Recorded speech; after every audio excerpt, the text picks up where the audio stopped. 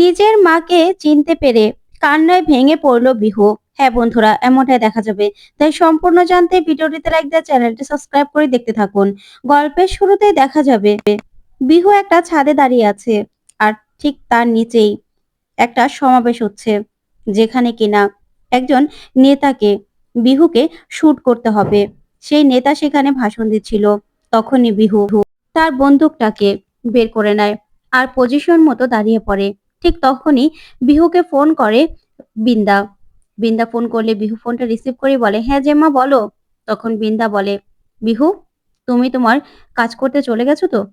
আমি জানি তুমি তোমার পজিশনে দাঁড়িয়ে আছো। আমার বিহুমা কখনোই কোনো কাজ মিস করে না। তখন বিহু বলে, হ্যাঁ জেম্মা, আমি ঠিক জায়গায় পৌঁছে গেছি আর আমি পজিশনও নিয়ে নিয়েছি। তখনই বিন্দা বলে, আসলে বিহু, তোমাকে যে এই কাজগুলো আমি করাচ্ছি তার কিন্তু কারণ আছে। কারণ সবকিছু হলো পাওয়ার। পাওয়ার এমন একটা জিনিস, যার কাছে থাকে সেই কিন্তু সব থেকে শক্তিশালী মানুষ হয়। আমি জানি এই পাওয়ারটা যদি আমার কাছ থেকে চলে যায় না, তাহলে কিন্তু আমি একদম শেষ হয়ে যাব। শেষ হয়ে যাব আমি। তাই তোমাকে এই কাজগুলো শিখিয়ে দিচ্ছি, দেখিয়ে দিচ্ছি, যাতে আমার পরে এই পাওয়ারগুলোকে তুমি ব্যবহার করতে পারো, তুমি কাজে লাগাতে পারো। যে মানুষগুলোর সঙ্গে আমার ওঠা বসা আছে, তাদের কাজ আমাদেরকে করতে হয় বিহু। তাদের কথা আমাদেরকে শুনতে হয়। তাহলেই সেই পাওয়ার তুমি কাজে লাগাতে পারবে। আর পাওয়ারের জন্য তুমি সবকিছু পাবে। তাহলে কাজটা করে ফেলো। এই বলে ফোনটা রেখে দেয় বিন্দা। আর বিন্দা মনে মনে হাসতে থাকে। তারপরে দেখা যাবে বিহু আবারও বন্দুক তাক করে দাঁড়িয়ে পড়ে। নিজের নিশানা ঠিক করে দাঁড়িয়ে পড়ে। আর ওইদিকে সেই নেতা ভাষণ দিচ্ছে। তারপরে দেখা যাবে বিহু যখনই গুলিটা করবে, তার আগেই রাঙা নিচ থেকে দেখে ফেলে যে কাউকে মারার চেষ্টা করছে একটা মেয়ে। তখনই রাঙা নিজের তীর ধনুক নিয়ে নেয় আর তীর ধনুক দিয়ে সঙ্গে সঙ্গে বিহুর নিশানা নষ্ট করার জন্য আর বন্দুকটা হাত থেকে ফেলে দেওয়ার চেষ্টা করে রাঙা। তখনই নিজের তীর ছুড়লেই বিহুর হাত থেকেই সঙ্গে সঙ্গে বন্দুকটা ছিটকে পড়ে যায়। ওইদিকে রাঙা দাঁড়িয়ে পড়ে। আর তখনই চারদিক অন্ধকার হয়ে যায়, লাইট চলে যায়। তখন বিহু কিছুতেই দেখতে পায় না যে কে তীরটা ছুড়লো। আর ওইদিকে রাঙাও দেখতে পায় না যে উপরে কে আছে। তখন বিহু সেই তীরটা হাতে তুলে নেয় আর তীরটা দেখেই বলে, তীর? এখানে তীর মারলো কে? এত ভালো নিশানা কার? তখন এই ভেবেই সেখান থেকে বিহু নিজের বন্দুক আর তীর নিয়ে নেমে পড়ে। ওইদিকে দেখা যাবে অরুণাভ আসে। তখনই সত্যজিৎ হোটেলের ম্যানেজারকে বলে, কোথায় সে আফ্রিকান মহিলা, তারপরে যারা যারা এসেছে তারা কোথায়, তাদের ইনফরমেশন এখানে আসতে বলুন। তখনই অরুণাভ সেখানে আসে। আসলেই সত্যজিৎ তাকে দেখেই চিনে ফেলে। তারপর অরুণাভ নিজের পরিচয় দিলে সত্যজিৎ বলে, ও আপনি, আপনার কথা অনেক শুনেছি। আপনি এখানে এসেছেন না আপনার দলবল নিয়ে? শুনলাম আপনাদের টিমে নাকি একটা মেয়েও আছে। তখনই অরুণাভ বলে, হ্যাঁ একটা মেয়েও আছে, তোরা। তখনই সত্যজিৎ বলে, আচ্ছা তাকে তো দেখলাম না। তখন অরুণাভ বলে, ও একটু বাইরে গেছে তো, চলে আসবে, তারপরে না হয় ওর সঙ্গে পরিচিত হয়ে নেবেন। তারপর সত্যজিৎ বলে, আচ্ছা ঠিক আছে, আপনাদের না একটু ইনফরমেশন গুলো আমাকে দেখতে দেখতে হবে প্লিজ, যদি কিছু না মনে করেন। তখন অরুণাভ বলে, না না আমি নিয়ে আসছি। তারপর অরুণাভ ভিতরে যায় আর গিয়ে সবার ইনফরমেশন আর আইডি গুলো নিয়ে নেয়। তারপর সত্যজিৎকে এনে দেখায়। ওইদিকে সত্যজিৎ প্রথম জনের আইডি কার্ড আর ইনফরমেশন দেখছিল, তার নিচেই রাঙার ইনফরমেশন ছিল। তার আগেই দেখার আগে সত্যজিৎকে অঙ্কুর ফোন করে। তারপর সত্যজিৎ ফোনটা রিসিভ করলে অঙ্কুর বলে, সত্যজিৎ তুমি কখন আসবে?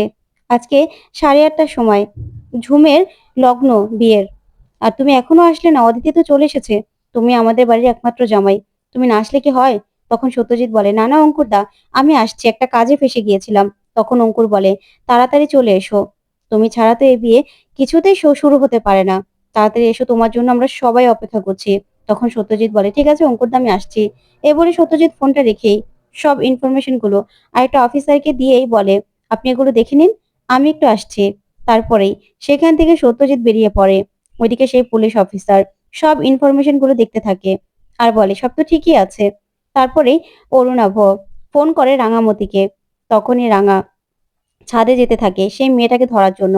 তখন বিহু নামতে গেলে বিহুর হাতটা ধরে ফেলে রাঙা। তখন বিহু তাকিয়ে থাকে। তারপরে রাঙা ওকে ধরার চেষ্টা করলে বিহু সেখান থেকে রাঙার হাত থেকে ছুটে চলে যায়। তারপরে দেখা যাবে রাঙা ছাদে চলে আসে, কিন্তু কাউকে দেখতে পায় না। তখনই রাঙার ফোনটা বেজে উঠলে অরুণাভ বলে, তুমি কোথায় তোরা? তখন রাঙা বলে, আমি আছি এই তো কাছাকাছি। তখন অরুণাভ বলে, তুমি এরকম হাঁপাচ্ছ কেন, কিছু কি হয়েছে? তখন রাঙা বলে, না, আমি এসে সবটা বলছি। ঠিক আছে, আমি চলে আসছি, আমি কাছাকাছি আছি। এই কথা বলেই ফোনটা রেখে দেয় রাঙা। তখন রাঙা মনে মনে বলে, কে গুলি করছিল? আর ওই মেয়েটাই বা কে যে নেমে যাচ্ছিল? ওইদিকে দেখা যাবে বিন্দাকে ফোন করে বলে দেয় যে কাজটা করতে পারেনি বিহু, গুলিটা করেনি। তখন বিন্দা বলে, কি বলছেন আপনি?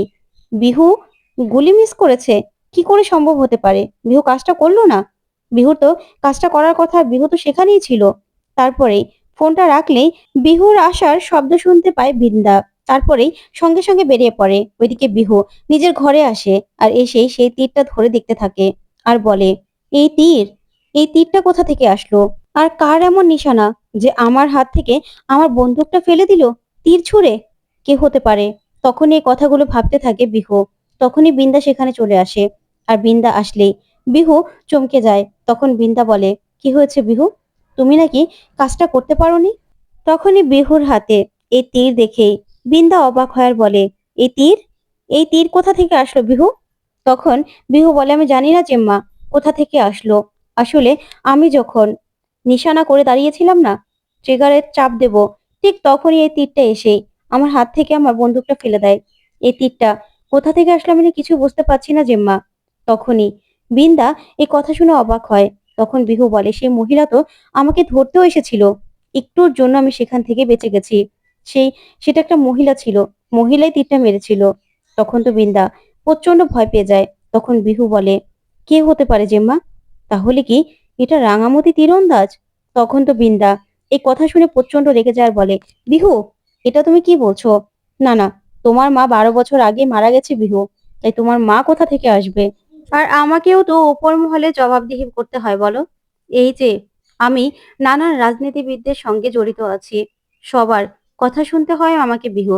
এই যে তুমি কাজটা করতে পারোনি, সেই জন্য আমাকে জবাবদিহি করতে হয়েছে। তারপরেই দেখা যাবে বিহু বলে, আমি না কিচ্ছু বুঝতে পারছি না জেম্মা, আমি কিচ্ছু বুঝতে পারছি না, এই তীর নিয়ে কে আসলো? এত ভালো নিশানা কার হতে পারে? তখন বৃন্দা বলে, তুমি চিন্তা করো না, তুমি রেডি হয়ে এসো, বিয়ের বরযাত্রী চলে আসবে, তোমাকে তো রেডি হতে হবে। আর কে তীর ধনুক নিয়ে এই শহরে এখন আবার তীর ধনুক চালাচ্ছে সেটার আমি খবর নিচ্ছি, তুমি চিন্তা করো না। তখন এই কথা বলেই বৃন্দা বলে, তাড়াতাড়ি করে তুমি রেডি হয়ে নিচে চলে এসো। এই বলেই বিন্দা সেখান থেকে চলে যায়। তারপরে দেখা যাবে বিহু তীরটা ধরে বারবার করে ওর মায়ের কথাই ভাবতে থাকে আর বলে, এই তীরটা কার হতে পারে? আর ওই ছোঁয়াটাই বা কেন আমার এত চেনা চেনা মনে হলো? আমার তো অচেনা নয়, ওই ছোঁয়াটা তো আমি আগেও পেয়েছি। ওইদিকে রাঙা অরুণাভকে সবটা বলে। তখন অরুণাভ বলে, তোমাকে বলেছিলাম তোরা যে কোনো রকম কোনো ঝামেলা জড়াবে না, কি দরকার ছিল বলতো? আমরা ঝামেলা জড়ানোর তো কোনো দরকার নেই। তখন রাঙা বলে, আসলে অল্প বয়সী একটা মেয়ে গুলি করছিল, তাই আমি ওকে আটকেছি। কারণ আমি তো জানি গুলিটা যদি ও করে ফেলতো তাহলে তো ক্রিমিনাল হয়ে যেত, তাই না? তার জন্যই আমি ওকে গুলিটা করতে বাধা দিয়েছি। তখনই অরুণাভ বলে, আচ্ছা ঠিক আছে, কাজটা তো হয়ে গেছে, কাজটা মিটে যখন গেছে তাহলে এটা নিয়ে আর ভেবো না। কালকে আমাদের সম্বর্ধনা, তারপরে তো আমরা এখান থেকে চলে যাব। আর আমি আজকে একটা কাজ করেছি, আমি মুদ্রাঘরে গিয়েছিলাম। তখন রাঙা বলে, মুদ্রাঘরে গিয়েছিলি? তখন অরুণাভ বলে, হ্যাঁ, কিন্তু সেখানে গিয়ে যতটুকু জানতে পারলাম তোমাকে কেউ ওখানে চিনতে পারে না। তবে কয়েক বছর আগে একটা ঘটনা ঘটেছিল, মুদ্রাঘরের যে টাকা ছাপানোর মেশিন সেটা চুরি করতে এসেছিল কেউ, সেই ঘটনায় একটা সেলে সিকিউরিটি গার্ড মিসিং এত বছর ধরে। তখনই রাঙা বলে, আমাকে কেউ চিনতে পারলো না? তখন অরুণাভ বলে, না, সমস্যা নেই, তোমার ফ্যামিলি হয়তো বা এদিকেই আছে, তাই আমি আজকে একটা লাইভ করব, তোমাকে কিছু বলতে হবে না, যা বলার আমি বলবো, কিন্তু তুমি থাকবে। সেই লাইভটা দেখে অবশ্যই কেউ না কেউ তোমাকে অবশ্যই চিনতে পারবে তোরা। আমি তোমার ফ্যামিলির কাছে তোমাকে ফিরিয়ে দেবই, তুমি একদম চিন্তা করো না, এগুলো নিয়ে একদম ভেবো না, ঠিক আছে? তখনই রাঙা বলে, ঠিক আছে। তারপরে অরুণাভ বলে, আচ্ছা, তুমি বরং এখন রেস্ট নাও। এই বলেই অরুণাভ চলে গেলেই তখনই রাঙা মনে মনে বিহুর বিহুর কথাই ভাবতে থাকে। তো বন্ধুরা, কেমন লাগলো আজকের আপডেট, কমেন্ট করে জানাও। ধন্যবাদ।